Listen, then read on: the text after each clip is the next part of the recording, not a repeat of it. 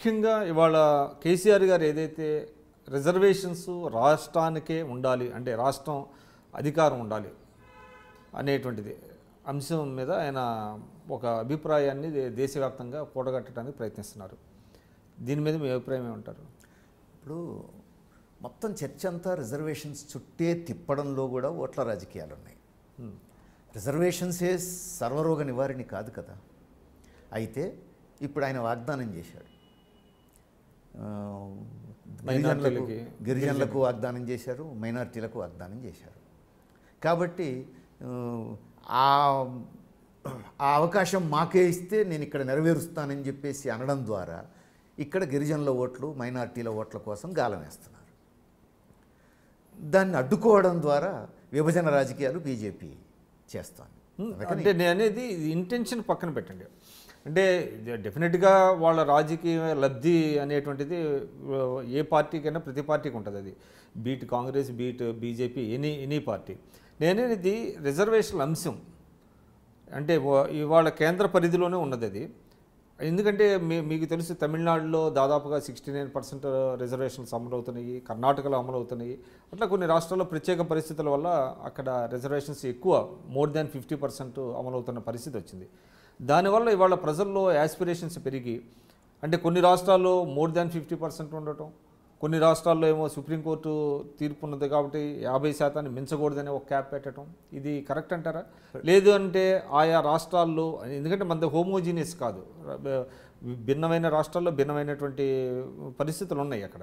కాబట్టి ఈ నేపథ్యంలో రిజర్వేషన్లు అనేటువంటిది కల్పించడం అనేటువంటిది రాష్ట్రాలకు వదిలిపెట్టడం అనేటువంటిది మంచిదేనంటారా, లేకపోతే దానివల్ల ఏమన్నా సమస్యలు వస్తాయంటారా? ఇప్పుడు టెక్నికల్గా పార్లమెంటు చేతుల్లో ఉండాలా, రాష్ట్రాల చేతుల్లో ఉండాలా అనేది డిబేటబుల్.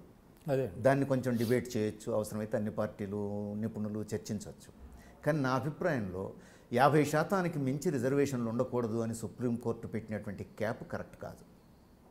ఎందుకు కాదు అని అంటే, వెనకబాటుతనం మోతాదును బట్టి రిజర్వేషన్ తప్ప 50% అనడానికి సుప్రీంకోర్టు తీసుకున్న పారామీటర్ ఏమిటి?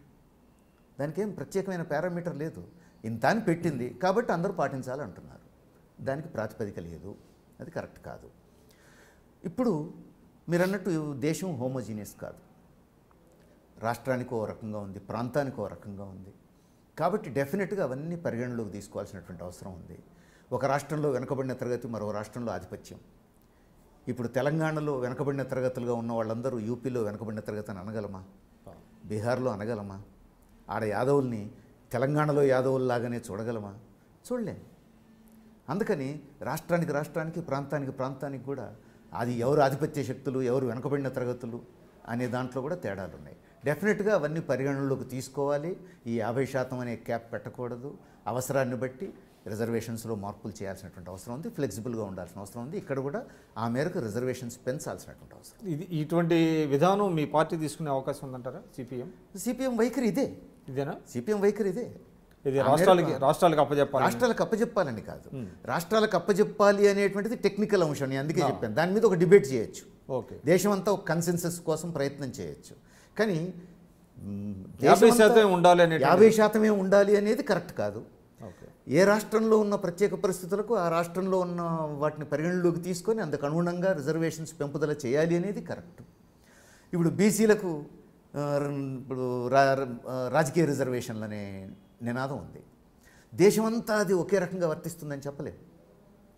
ఇప్పుడు ఆ విధంగా చూసుకుంటే ఉత్తరప్రదేశ్లో బీసీలే అప్పర్ హ్యాండ్లో ఉన్నట్టు, కానీ ఉత్తరప్రదేశ్ ప్రజల జీవితాలన్నీ మారిపోయినాయా?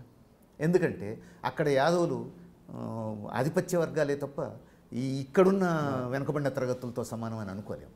కానీ ఇక్కడున్న యాదవులు భిన్నమైన పరిస్థితి, వెనుకబడిన తరగతులు. అందుకని ఆయా రాష్ట్రాల్లో ఉన్న పరిస్థితిని బట్టి, వెనుకబాటుతనం మోతాదును బట్టి నిర్ణయాలు తీసుకునే అవకాశం ఉండాలి. అంటే కేసీఆర్ గారు చేసేటువంటి అంటే ఉద్యమం కానివ్వండి, లేదంటే ఆయన ఒక చర్చ మొదలుపెట్టారు కాబట్టి దాంట్లో తప్పేం లేదంటారు. నేనేం చెప్పదలుచుకున్నానంటే, ఆయన ఈ వాగ్దానం చేసిన రోజు చట్టం, రాజ్యాంగం ఒప్పుకోదనే విషయం ఆయనకు తెలియదా? ఈరోజే తెలిసిందా? ఓట్ల కోసం వాగ్దానం చేశారు. అట్లా చేయకూడదు. చిత్తశుద్ధి లేదంటారా? అంతే. మీకు చిత్తశుద్ధి ఉంటే ఆ రోజు నుంచే రిజర్వేషన్లు నిర్ణయించే అధికారం రాష్ట్రానికే ఉండాలి, మాకే అధికారం ఇస్తే నేను ఈ రిజర్వేషన్ ఈ స్థాయికి పెంచుతా అని చెప్పి ఉండేవాళ్ళు. అంటే డే 1 నుంచి అంటారు. డే 1 నుంచి. కానీ అట్లా చెప్పలే. 10% రిజర్వేషన్ ఇచ్చేస్తా, 12% రిజర్వేషన్ ఇచ్చేస్తా అన్నారు. అంటే ఇక్కడ తీర్మానాలు ప్రవేశపెట్టడం, రాష్ట్రాలు కేంద్రాన్ని పంపించి చేతులు దులుపుకుంటారు, పంపించేయడం. చూసారా, నేను చేయాలని అనుకుంటున్నా కానీ అక్కడ రాజ్యాంగం ఒప్పుకోవట్లేదు. ఏపీలో కూడా అటువంటి సేమ్ టాక్టిక్స్. ఇవన్నీ ఓట్ల ఎత్తుగడలు తప్ప చిత్తశుద్ధితో నిజంగా ప్రజల కోసం చేసే వాగ్దానాలు కాదు. ప్రజల కోసమే అయితే ఉన్న విషయం మొదటి నుంచి చెప్పాలి కదా. ఈరోజే అర్థమైనట్టు, కొత్తగా అర్థమైనట్టు మాట్లాడితే న్యాయం కాదు కదా.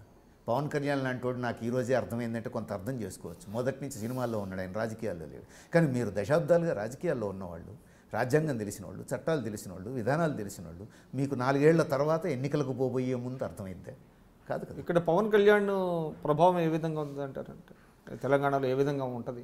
తెలంగాణలో కూడా ఒక సినిమా నటుడుగా గొప్ప ఫాలోయింగ్ ఉంది. అయితే అది రాజకీయంగా లెక్కల్లోకి వస్తుందా రాదా అనేది ఆయన తీసుకునే వైఖరిని బట్టి ఉంటుంది, ఆయన విధానాలను బట్టి. So it is too early to predict అంటారు.